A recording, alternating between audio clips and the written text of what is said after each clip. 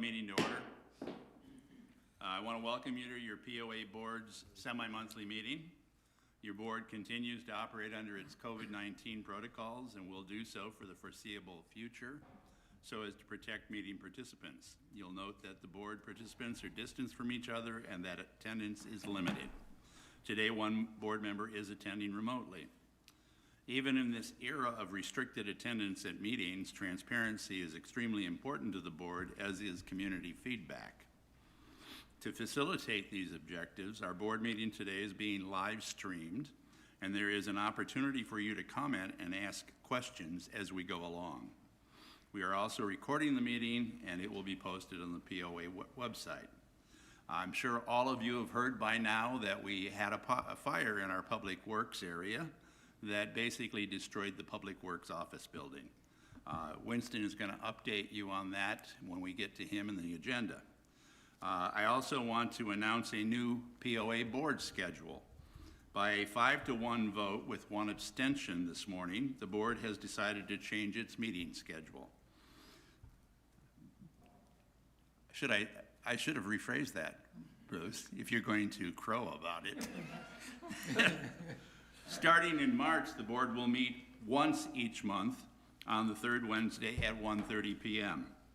The first Wednesday of each month will be used for workshops or emergency meetings on an as-needed basis.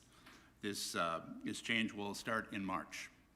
So our regularly scheduled February 17th meeting is still on. With that, let's go ahead and get started. I need a motion to approve the January 20th, 2021 TVPOA Board meeting minutes as presented. Motion, second. Second. Any changes? All in favor? 7-0. So with that, we'll move on to what's not on the agenda, which was basically an update on the Public Works fire, and Winston Blazer is going to deliver that. Yes, thank you, Mr. President. As Rick stated, the Public Works office sustained a fire last night. It was pretty much a total loss. As you can see from the pictures, basically the entire structure was engulfed at one point in time and is completely shot. At 6:30 this morning, the insurance company was contacted. We have talked to the principal at the insurance company. Claims have been filed. Being a total loss, we're going to go for, complete recovery through our insurance, commercial insurance package. Right now, we're in the process of taking inventories, creating lists. The insurance company is in the process of evaluating the scene, doing its due diligence and paperwork and all. And once they have completed such investigations and the normal routine, the Public Works Department will probably just raise the site, scrap the metal that's available, and carry the rest off to be dumped. Any questions from the board on the Winston, matter? would you address what was lost in the fire and what the effect of that could be? The damage that we sustained operationally was laptop computers used by the water sewer department, equipment used in the meter reading and so forth, water meter readings, which is done electronically. And so we have lost a little bit of our, we estimate 300 of our meter readings. With that said, we will have to go back and reread those meters. But first, we're going to have to get new equipment expedited into us to allow for the reading. And then on the accounting cycle of things, that could cause somewhat of a different schedule for billing and so forth. But it's so new right now. The event is so recent, we do not know exactly how that will unfold. So if there is a change or modification temporarily in your water sewer billing, it's understandable, and it's a result of this fire. A lot of files, paper files, a lot of historical files of medium to lesser importance were in the building. All of our important stuff has been digitized and is saved, but there's a lot of artifacts and ancient paperwork in there that Mr. Gagley is in deep depression over due to his loss. But we will plug ahead. We will make it work. We'll figure it out, and we'll recover and come back stronger. And as I understand it, the gas docks will be affected? Yes, the gas docks, they hosted the computer that fed that system or operated that system. It is down. Beth has sent out a teleflash to that effect. And I guess the new computerized gas dock system that we had planned this year will be moved to the head of the line now. Okay. Any questions for Winston? Okay, the next thing on the agenda is COVID operations and status of the vaccination program. Operationally, the POA is pretty much as it's been for the past couple of months, although the last information or executive statement from the government, from the state, did open up a few avenues that the rec world is considering in their operations. Simon and the rec committee will be considering these, and they will bringing that forward to the board, and the board will consider those and give a thumbs up or thumbs down, and Simon is hopeful that this will open up our rec operation to a little more normalcy post or pre-COVID days. But that's to be determined, but it is in the works. All the other departments are pretty much as they have been for the last few months.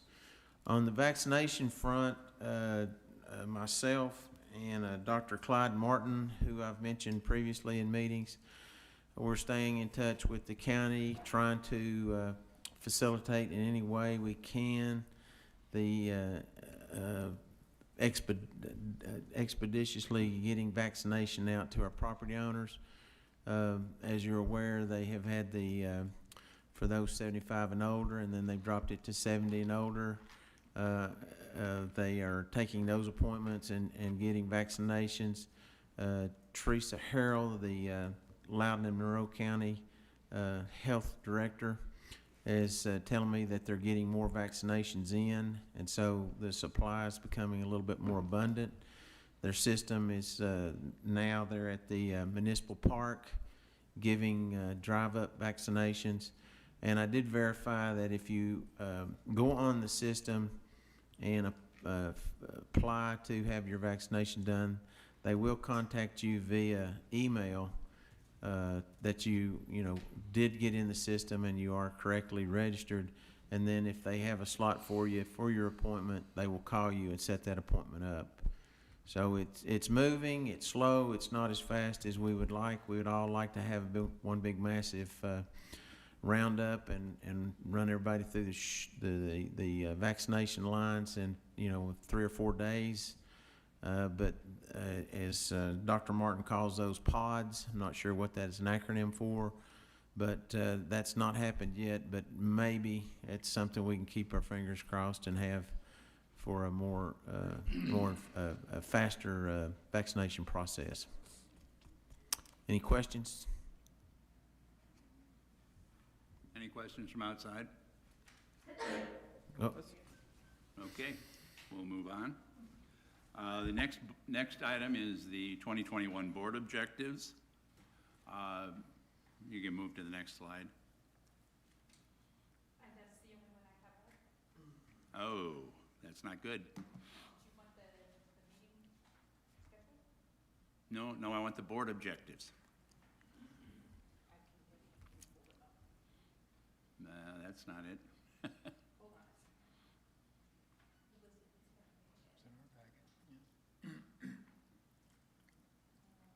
There they are. That's them. Okay, so the board has been working since the first of the year on what our objectives would be for 2021. We have approved objectives. We have made team assignments, and each team has been tasked to work out their work plan with due dates by the meeting on the 17th. So the objectives for the board are the 5 you see. The first 2 actually were 2-year objectives established last year, and so they're continuing objectives, one of which is for the succession plan for the CEO, one of which is to develop reserve funding and debt reduction strategies. And then the following three, which are basically almost all communications oriented, which from the board's perspective is one of our truly important jobs. Number three is to enhance and expand communication strategies to ensure accurate and consistent messaging throughout the organization. Number four is to implement internal and external public relations and marketing strategies that increase community exposure to the outside world, and property owner satisfaction, and enhance the Tellico Village brand and cultivate a positive community culture. And the final one is to develop an educational program for property owners. One of the things that we've noted over the last year is that there's a lot of information that we have that we need you to have. And in fact, what we would propose to do is to make sure that you have accurate information as opposed to what you sometimes read on Nextdoor. And pardon me for the shot, but. So with that, we'll be moving forward on those objectives. As I said, the board has been tasked with coming up with work plans and reviewing them with the board on the 17th, and we can move on, unless there's any questions. So the next item on the agenda is an update from Clayton Taylor on ACC/Public Works, and Jeff is here as well, so we'll beat on him as well.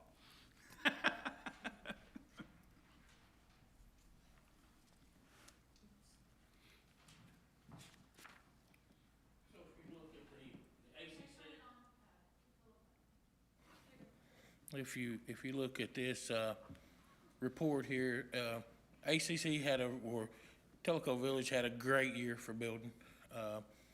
We budgeted 130, and we ended up building permitting 208 homes in the village. A huge number.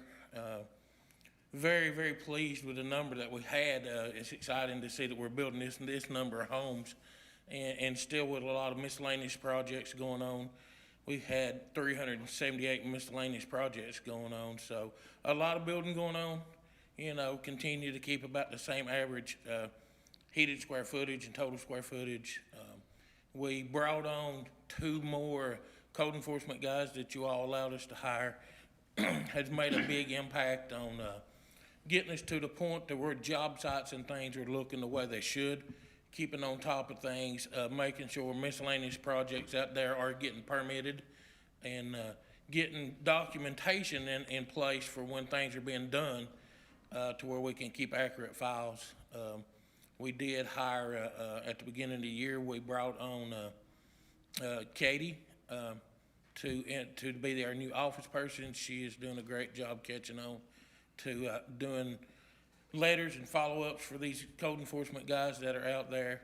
And we're looking forward to another good year. In January of 2021, we permitted 24 homes. We have on our agenda for this Thursday, which will be our first meeting in February, we have 14 homes on that agenda. So that'll put us at 38 homes, you know, already in 2021. So when you talk to builders, they still got a lot of people talking, but a lot of them are already booked up for the year. So between January and February last year, we permitted 30 homes, and we're already well beyond that. Yes, with another meeting to go. Yes, Yep, sir. got it. Any questions for Clayton? Push Yes. button, now you can hear. You mentioned the goal was how many? You said we built 208, but the goal was? Yeah, we had budgeted, our goal was 130. Okay, that was my question. Was that 130 an adjusted goal when we went through the COVID? Was that part of, because, you know, we adjusted a lot of things down. Was that one of them? No, sir, that's what we started the number out at the beginning of the year with, 2020, and we stuck to that goal. Okay. You know, that's what we anticipated to build, and we far surpassed that. The other question I had is, we've added inspectors, Yes, sir. and have you experienced, less negative feedback through property owners since we've added those inspectors? In terms of new construction, drainage runoff, drainage going into current property owners' property, et cetera? With the new codes, guys, in conjunction with us starting the new required engineered drainage plan, we have eliminated, the majority of those phone calls and concerns from property owners with drainage. Okay, so it has worked out, paid off? Yes, sir. It's been valuable to us? Yes, sir. Okay, good deal. Hey, Clayton, I just happened to notice that there's a question out here. Someone's asking, what are shoreline strip homes? You talk about shoreline strip permits, that is what that is. That is for boat dock permits.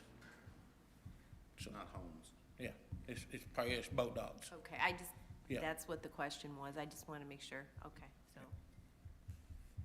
So what would a home Thanks. occupation permit be? We allow, there's some guidelines in our blue book that allows for some home occupations. And you'll have some like, they may have a little, at-home real estate office. And you gotta look at the guidelines, it gives you how much traffic you could have. It's gotta be invisible, to the community. So, there's some of those like that. There's some that, they'll do like online, retail and stuff like that. So they get a home occupation. And the Airbnbs, there's a lot of Airbnbs, and we make them get a home occupation permit. Other questions? Are you getting any, are you getting, well, I guess, what would your, well, you wouldn't know the answer to that. Are you getting feedback through the Help Spot program? Yes, we are. Yes, it's been very beneficial. A lot of people will reach out through that. I think there was a big learning curve for everyone when we first started using it. But I think a lot of the property owners are reaching out through the Help Spot. Mitzi could give you probably some crazy numbers on how many we've had, really, but yeah. it's amazing how effective it's been for Yeah, ACC. And she gives the numbers, but Yeah. what we're faced with a lot of times is the homeowner says, I made a phone call. Unfortunately, I didn't get the name, and nobody followed up with me. And and HelpSpot was designed to remediate that process. So, has it been beneficial to you in terms of the contact with the property owner as well as with your people knowing what to do and what the specific problem is? And again, all of this is in writing. Absolutely, it has, because if Pat White called me and said, one of you guys done this or said this in the help ticket, we can take that number, pull that help ticket up, and see every bit of the communication between you and that employee. Okay. So that has been beneficial. All right, good. Any other questions? So, I have some questions that really aren't for the ACC. They're an update on things that I know are hanging out there. Tell me where we stand on the wave attenuator. Okay, on the wave attenuator, we got a report from Jacobs Engineering. We had some questions about the report.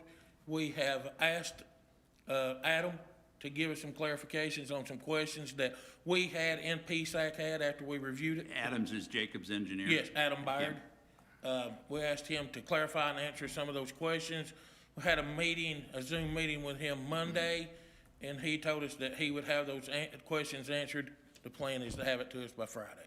Okay. So, And then the second question I had, do we have the test results on the UV units that we've installed in the Wellness Center yet? we do, and we have had Mr. Bill Bush, which is part of the PSAC committee. He worked with Interstate Mechanicals when they were putting that in, and he is reviewing that report and is going to give us a breakdown on that report, When do we expect to get that? hopefully next week. Okay. Mr. President, just to chime in there. We're hoping to get Mr. Bush on the agenda for your February meeting to actually go over the reports with you all and the Okay. public. Well, we put together the agenda on the Wednesday before, so you have to have that to me on the Wednesday before. Thank you. Any other questions? Thank you very much, Clayton. Appreciate it. Yeah, I have something. I just saw in the telegram that you gave a pretty, and I want to do this just for public information, not necessarily for you. And if you want to mention, glad to have your participation, but there was an update on brush and leaf pickup in there, right? Yes, sir. And it's very good information, and it gives, as I remember, and I just skimmed through it, a general schedule or how to get it picked up and et cetera, right? Yes, sir. But one of the issues that we have is that when Pat has work done around his house and the landscaper contracts with me to take my brush, that contractor is reducing my rate, right? To put it on the street and have TVPOA pick it up, is that acceptable or unacceptable? Unacceptable. Right, so we will not pick that up. Correct. Okay, good deal. I just, because there's a little confusion sometimes. So if I have the work done, I have to contract to have it removed. Correct. But if I'm out trimming my rose bushes this spring, I can put that on the curb and they'll pick it up. Correct. Okay, good. While I'm here on the public works side, we've got a lot of stuff going on and a lot of issues, and a lot of things, not issues, but a lot of things going on that we're doing. But I wanted to touch on this fire that we had. Been very well pleased because of the overwhelming outreach from area utilities. We received calls from, and emails from Michael Hogan, which is the Public Works Director of Loudoun City Utilities. He's the Public Works Director from there. We've received reaching out from Eric Weber with TDEC to help us, Mark Clinton with TAS, LUB System Operator Chris Dobson, and Piney Ditching owner Larry Rowland Jr. So we've had a lot of organizations. Then the reason I'm mentioning those is because I'm proud of the relationship that we've made. I noticed on that one go, it was talking about, getting our name out there where people know who we are and what we're about. And I'm proud that we've made these relationships over the years with these organizations that we didn't reach out to them. When they heard what was going on, they started calling, just like, and, you can put Adam Byard with Jacobs Engineering. They called. And so we've had so many people reaching out, saying, hey, we want to support Tellico Village and the Public Works Department. So, That's good news. yeah, absolutely. So, thank you all. Nice to have good news, Yeah, even in the midst of a tragic fire. absolutely. Thanks Thank you, again, Clayton. Clayton. And we've got one agenda item that we need to bring to the board for a vote. When time is, Before we go forward, we have some questions from the online. okay, Well, one was not a question, it was from Bill Bush, and he said, I will be ready for the February 17th meeting. So, and then, Levon Mitchell says, I would like clarity on this item. If I have a home on my lot, I can trim it and have it picked up. If I have a lot and trim the same quantity, I'm unclear why it would not be picked up. Rick sorry. couldn't hear the question. The microphone was off. I'm sorry. I'm so sorry.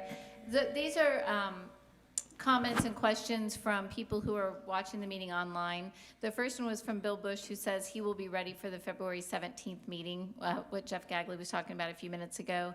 And then Levon Mitchell asked, she said, I would like to clarify on this item, and she's talking about brush pickup. She said, if I have a home on my lot, I can trim and have it picked up. If I have a lot, meaning with an unimproved lot, and trim the same quantity, I'm unclear why it would not be picked up. if the property owner themselves are doing the trimming, wouldn't they be allowed to put it in their Vacant lot right or of way? otherwise, correct? It's not like an outsider is doing that No. trimming for them. Yeah, my understanding, and this is why I asked for the clarification, and what Ms. Mitchell is saying is that if I go next door and I clear some debris off of my lot and I put it in the pile on the street, the brush guys are gonna pick it up. But if I have a contractor go in there and clear that up, and they put it on the street, which typically is to save them the cost of hauling it off, we're not gonna take that cost and disperse it among all property owners. That's the way we do it, correct? Correct, but we cannot pick up brush from lot clearing. And if someone's got a vacant lot and they come in and they totally clean up that lot, which has happened, and you'll end up with 2 or 3 truckloads of brush from a vacant lot because somebody wants to clean it up and sell it. You know, we can't pick that up with as many lots of vacant lots as we have in Tellico Village, plus trying to take care of the property owners. There's no way possible for us to do So it. basically, if somebody who owns an unimproved lot comes in and does minor brush clearing, you'll pick it up. No. You We will not. just, Okay. we do not, from any vacant lot, we do not pick up brush from vacant lots. I've got an idea. You log on your computer, you go on to Help Spot. You say, I have a lot at 300 block of Skiatook Circle. Can you come out here and tell me the guidelines of me clearing this lot? And you'll come out there and answer the question for them, won't you? Yeah, I could answer it for them now. No. We never have, and we don't have the manpower or the equipment to clean up, 2,000 vacant lots if everyone decided they wanted to clean it up. But you can clean up major maintenance around a home. Leaf trimming. Yes, if they do it themselves. If Yeah. it's contracted, we Right. will not. Big job versus homeowner residential job. Yes. Question is, how would you know that, Clayton? It wouldn't.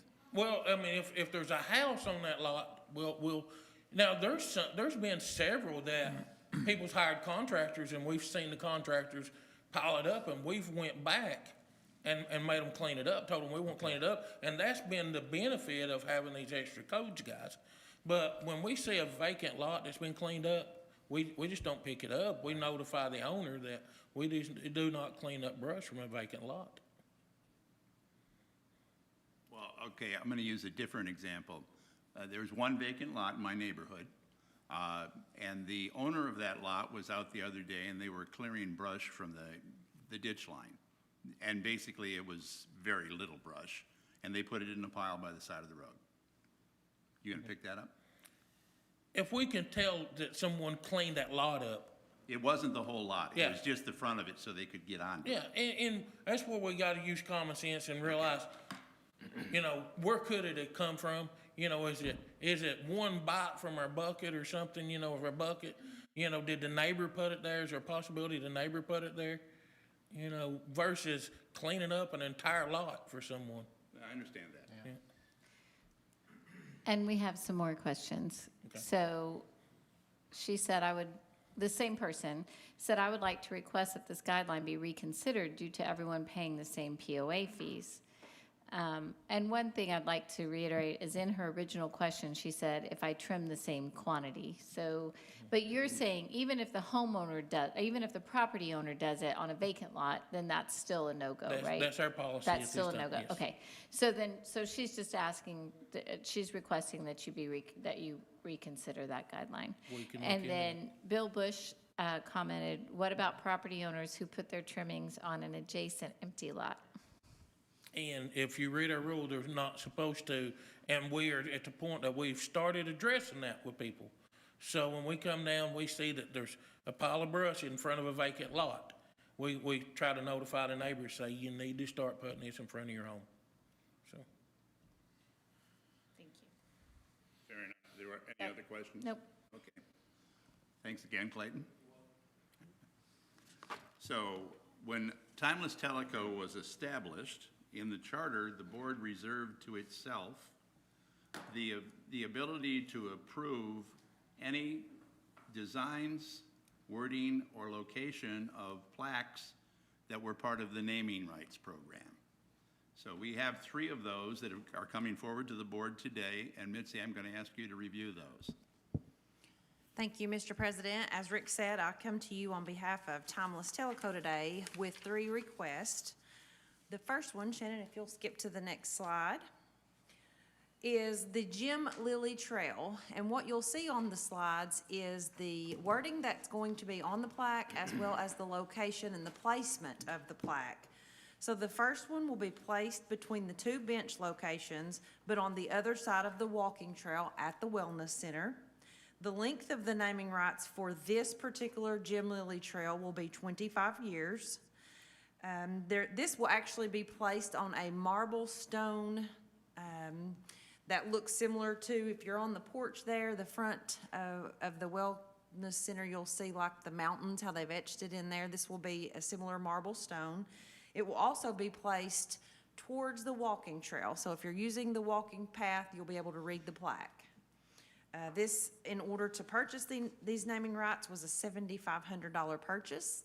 And you'll see underneath the location of where the plaque is going to go, the size, the dimensions there at the bottom, and what the cost will be to Timeless Teleco to put in this plaque.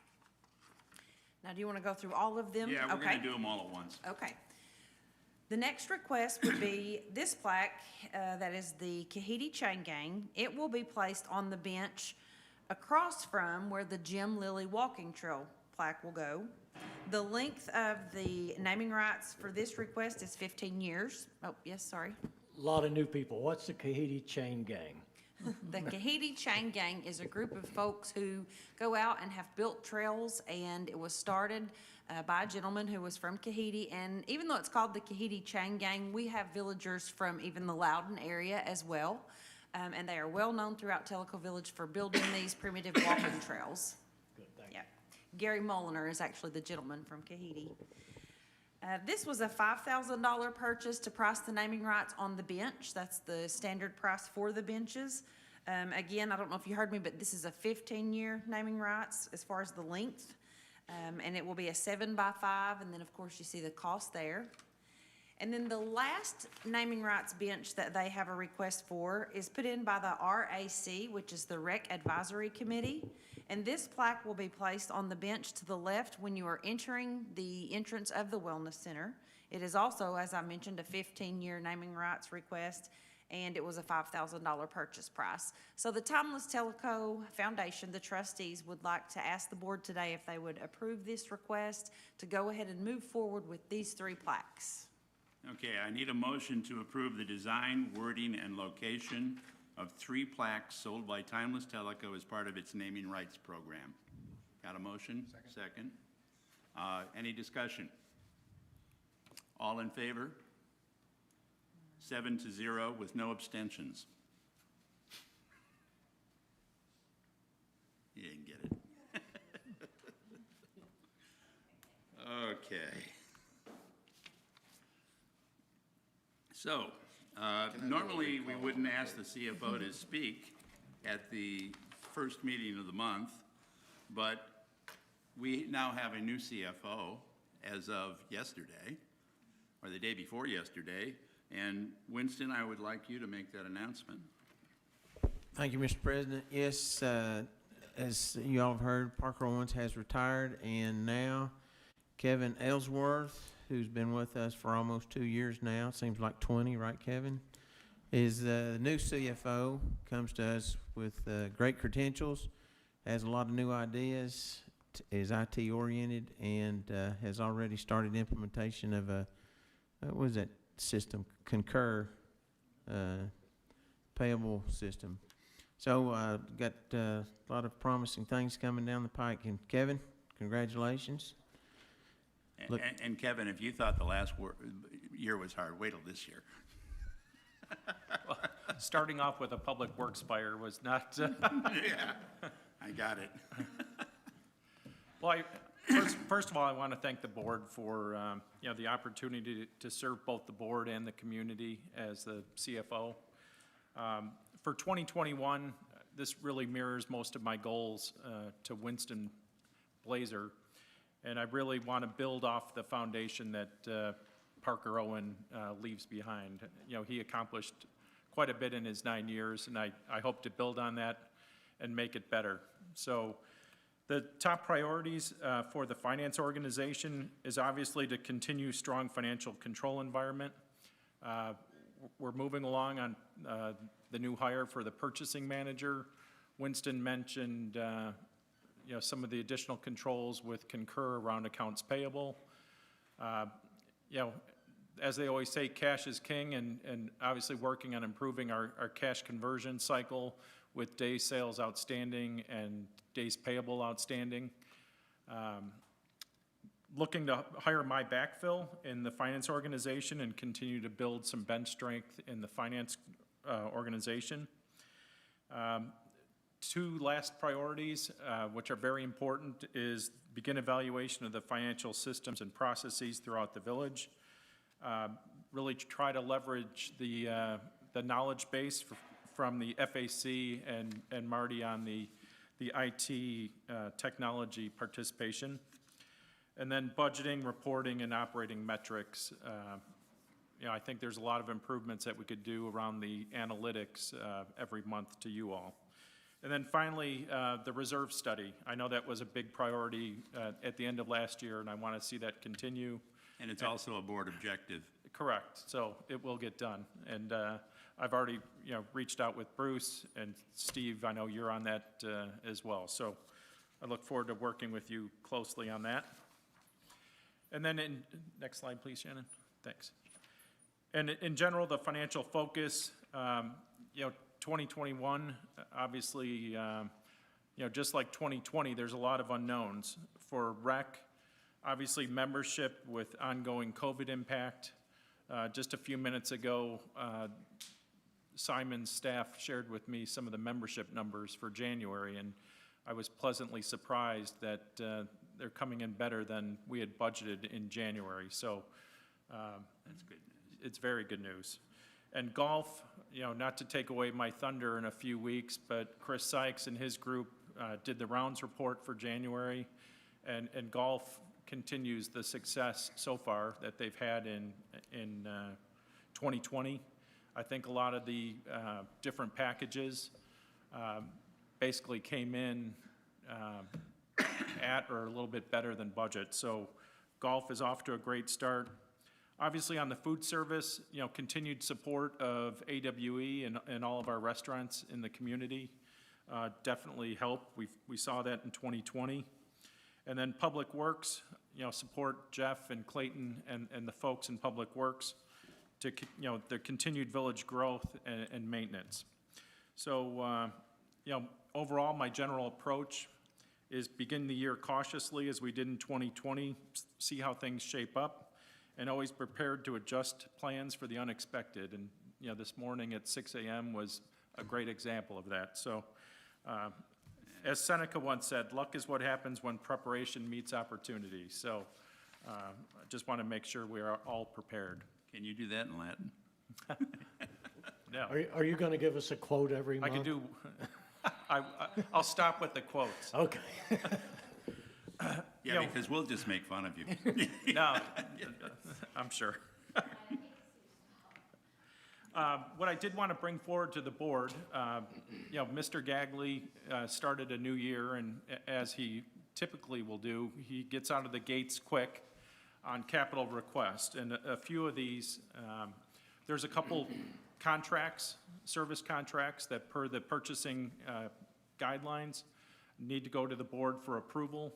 I'd like to cover two of those, and then he also has a couple more capital request, one more capital request.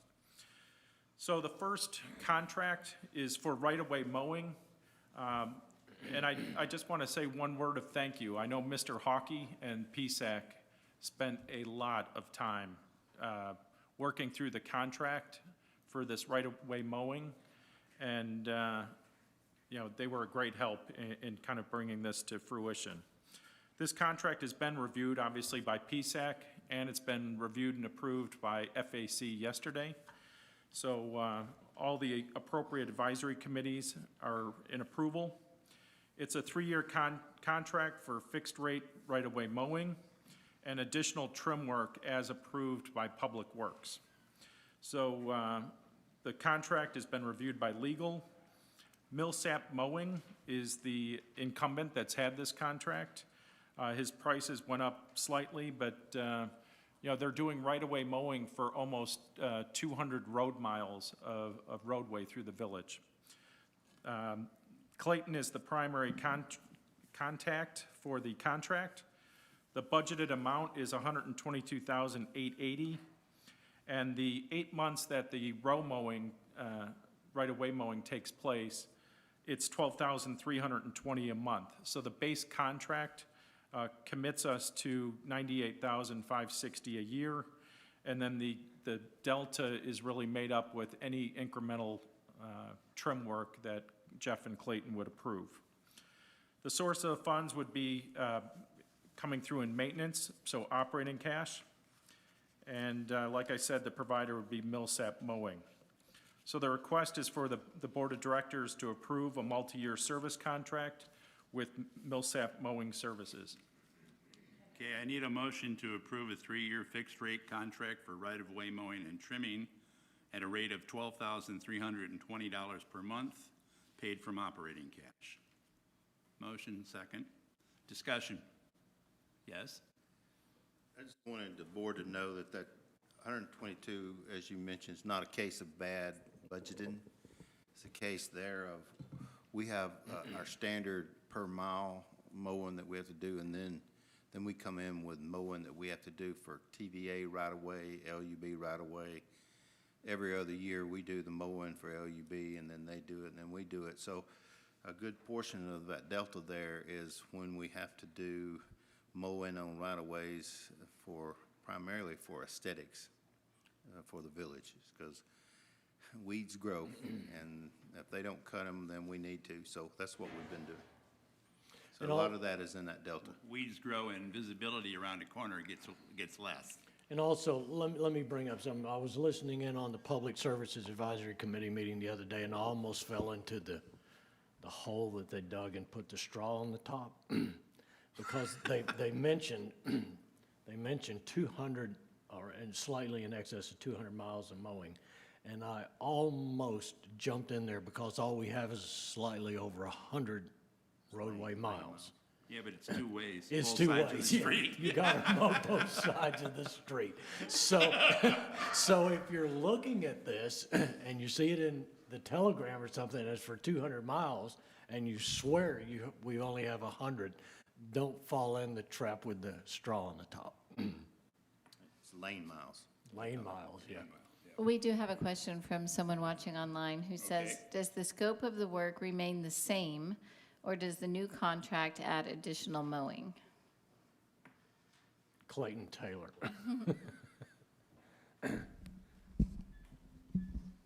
It does add additional mowing. What that will, the previous contract was mowing intersections or street intersections 1 time a month. This will include mowing every intersection, mowing, weed eating, and keeping those intersections cleaned up at least twice a month. So that will improve, as Rick said, he was talking about not being able to see to pull out and stuff, so that will improve sight distance at intersections and stuff. So that is a big improvement from the last contract we had. Fair enough. So it says it's the lowest among all the bidders. How many bidders did we have? That was in our previous contract. When we bid that out, we had 3 bidders. Okay. When we awarded that previous contract, there was a clause in there that we could extend the contract, and that's what we've done. So this is not a sole source. This was based on that previous competition that we did. Yeah, fair enough. Other discussion? Anything else from outside? Okay, all in favor? 7-0. Thank you. 2 slides, Shannon. Thank you. The other contract, if you recall, probably about 2, maybe 3 board meetings ago, John Speed spoke to you all about the work that's been going on with the HVAC maintenance contracts. This contract is in the 3rd year. The contract was originally negotiated in 2018 with 4 annual renewal options for HVAC maintenance and filter changeouts.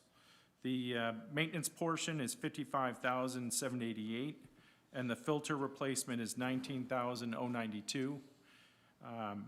And I want to be clear, this contract covers all buildings throughout the village, including Kahidi. I know the FAC and I think PSAC also wanted to make sure that this was an all-encompassing contract.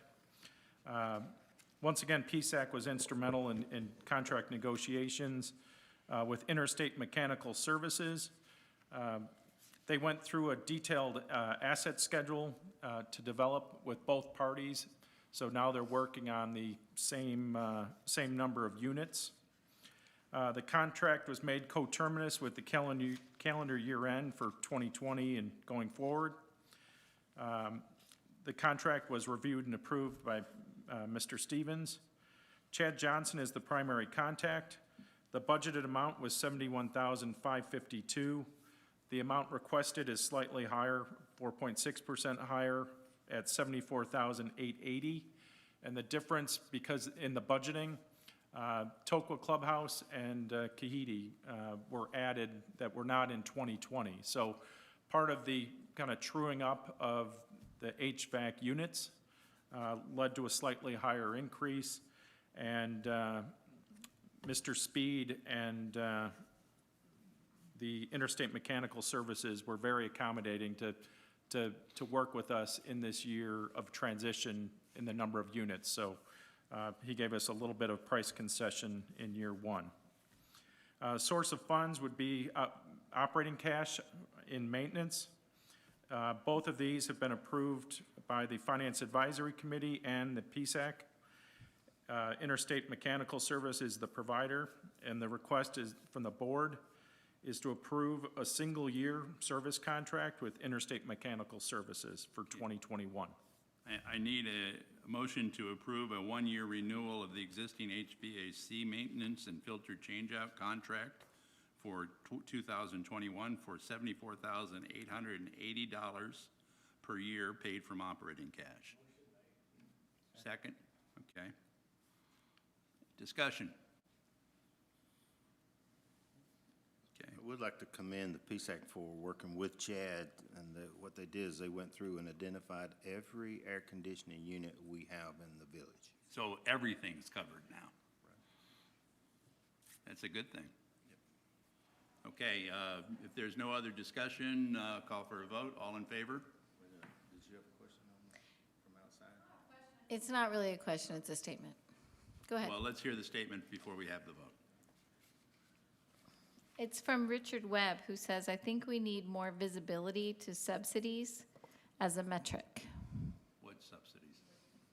I'm not sure, Richard, if you're hearing us now, if you would maybe clarify your statement as to what you're looking for, we would appreciate it. Does this relate to this? I don't think it I relates to think this. it came in not too long after we talked about the mowing contract. Okay, so No, he says golf and AWE. that's not germane to this. So, Well, okay. It's That's- not germane to this vote. Oh, I know that, So- but the point needs to be made, and thank you, Richard, for watching this, because right now we're up to 27 people with It's a new record. 9,000-something residents, 4,000-something homeowners. But at the same time, Richard, if you keep your eyes on the telegram, and when the agenda is set for golf, AWE, recreation, boat docks, anything, all of that is discussed in detail during those issues. So if you have a particular amenity that you're wanting to discuss, please log back in when you see that on the agenda. So I'm going to call for a vote on the motion. All in favor? 7-0. Hey, Rick, Yes, Steve. to piggyback on what Pat said, any property owner who would like more information on subsidies such as golf, food services, the 2021 budget will be online under the TVPOA website. and you'll be able to see for your own eyes where the subsidies are and what generates them, and then you can ask further questions of analysis that's required out of those budgets. Yes, Yeah. thank you, Steve, for bringing that up. I've had quite a few villagers reach out to me wanting to know when that budget is going to be published. And people are very affectionate about Parker's pie chart. So I'm working on getting those schedules. I've already talked to Beth about the means to get those published to folks.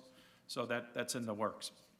And again, a plug for these meetings. If you get a copy of that budget for 2021, you're also looking out 10 years in that. And if you want to get a good running start with this board changing to once a month, you can have a 3-week running start to get your ducks in a row to ask us questions. Okay, with that, What- let's move on. We have one more question Oh. from online. This is from Steve Trudnak. He wants to know if all this equipment has been added to our map that Bud was working on. That would be the GIS GIS. system. Is that true? The answer to the question, according to Mr. Gagley, is yes. And Steve, I hope you're feeling better. Yeah. We may Okay. move on. Yes, sir. The one capital request is for some additional work around the Wellness Center, soffit fascia gutter repair. I don't know if, Clayton, if you want to come up here and help me out on this one. So we're not doing the hydro report lifts? That got pulled, It and got pulled, okay. I had met, It needs to be reviewed with the Marine Advisory Committee. Okay. You know, we're requesting 2 approvals, finance and in that committee. By the way, and those are recommendations, not approvals. This board's spoken on that subject many times. Exactly. okay, I will change my wording going forward. So Pat is correct. I anticipate that those recommendations will come forward at the meeting on the 17th. I'm sorry I interrupted. Nope, you're fine. So the capital request is for some additional wellness center roof work related to the soffit fascia and gutter repair. The description is to replace said work, freeze boards, gutters, downspouts on the wellness center roof. Existing material is missing in areas or is damaged and should be replaced. Extent of problem was not known until the replacement of roofing material took place. This is an unbudgeted item. Jeff Gagley and Clayton Taylor are managing the project. The requested amount is for $53,847. The source of funds would be from the R&M reserve. Financial Advisory Committee approved it or made their recommendation yesterday. PSAC has also made their recommendation. There were 3 bids. Quality RRC, who is the vendor that put in the asphalt shingle roof, TVE and Associates, and Project Solutions of Tennessee. The low bid was Quality RRC. And again, the request is for the board to approve unbudgeted capital spend for this additional wellness center roof work and funds coming from the R&M Reserve Fund. Okay, I need a motion to approve unbudgeted capital funding of $53,847 from the R&M Reserve Fund to replace missing or damaged soffits, fascia, freeze boards, gutters, and downspouts at the Wellness Center that were discovered during the roofing project. Motion made. Motion, second. Discussion. I'm going to actually ask Winston to weigh in on this. He briefed the board on this morning. And so, Winston, if you would brief the community. Certainly, Mr. President. Yes, the ongoing roof project at the Wellness Center, they have completed the roofing, the shingles part, and they have redone the flat roofs. Finishing up the project, basically, I think the Public Works staff, Clayton and Jeff and company, noticed that the fascia board had many missing pieces. The soffits, they had trouble with the soffits and the ventilation in that roof over the years, and they have since, with this project, fixed the ventilation of that. The downspouts and the gutters look terribly worn from the construction, and they have needed probably to be replaced because of matching of metals, old metal versus new metal. The appearance would not look very favorable. Based on all of those factors and trying to keep that building looking top-notch, one of our showpieces in the village, they felt like the thing to do was just to replace and fix these items that the capital request addresses, and to just take care of this ventilation once and for all. Okay, other discussion? So Winston, maybe you could share, we had a little discussion this morning too about why this work wasn't identified initially when we were going through the process of replacing the roof. When the second contractor came in, they literally removed some of the sheeting off the roof, observed some ventilation issues, moisture issues on the decking of the back of the building. Based on that, they installed 8 vents in that particular section of the roof to alleviate that. And of course, this moisture comes from the indoor pool area. Also, in the main section of the building, a cupola was added for venting purposes. And so, based on that work, they knew that, that was going to be an issue. So that now has been addressed.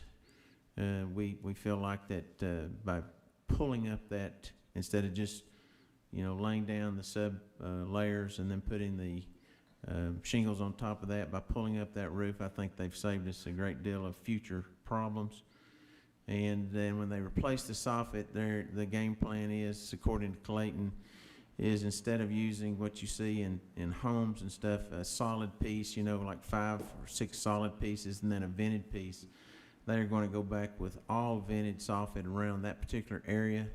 And then I think, do, first-class job of reinstalling that stuff and getting it looking back A1 condition. That answer your question, Marty?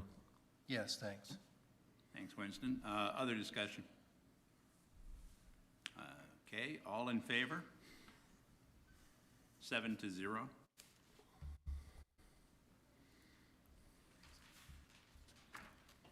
Thank you. Okay, that completes today's agenda with the exception of the ever-popular other. So are there any other issues that we need to discuss today? And we want to give some time for outsiders. I have one, Rick. Okay, I've already exchanged some emails with Kevin, but I'd like Kevin to come to the board at the next meeting with a recommendation or a method to move about 1.5 million or 1.8 million out of operating cash into reserves. Because if you take a look at our cash balance at the end of the year, I think we had 3.3 million, target's $1.5 million. So operating cash exceeds target by $1.8 million. That excess cash is a result of 2 major items. One is the PPP loan of 1.2, which got converted to a grant. Then there was $500,000 that was proposed to move to reserves last February because we had $1 million excess. Only $500,000 was moved, so there's $500,000 that floats over. So I'd like to take a look at moving $1.8 million minus any major cash outlays we have to make for the wellness center roof or anything else major. Let's get that cash out of operating cash into the reserves. okay. Kevin, I would like you to include your position on that as part of your CFO update on the 17th. Certainly. Like Steve mentioned, obviously that $1.5 million is our PEG balance. I'm very open to moving those funds into a reserve. I'll come forward with a recommendation. And I've started putting together a list of our short-term liquidity needs with some of the larger capital items that will impact us. And it's kind of typical for what we've normally experienced every year. I'll have a much better idea of cash flow now that January is behind us, as a lot of prepaids come through for user-based revenue. So I'll be able to predict that liquidity a lot better. So I will definitely do that. Any others? I just wanted to give a quick update on a project that was approved in the budget for this year, that in a previous report from Public Works, we were told that it was being sent out for bid, and that is the boat launch and pier out near the Kahiti boat docks. And I know that some of the folks who are kind of keeping an eye on that are concerned about getting that work done while the water level is at winter pool, which would be ideal. And so I checked with Jeff Gagley on that and got an update, and that all that information has been sent to TVA. We're waiting to get information back from them on permitting and when we can start work, and he's hoping to have an update for us at the February 17th meeting. Okay. And, excuse me, there's an other by Harry Rucker. Hang on a second. I need to take a note. Sure.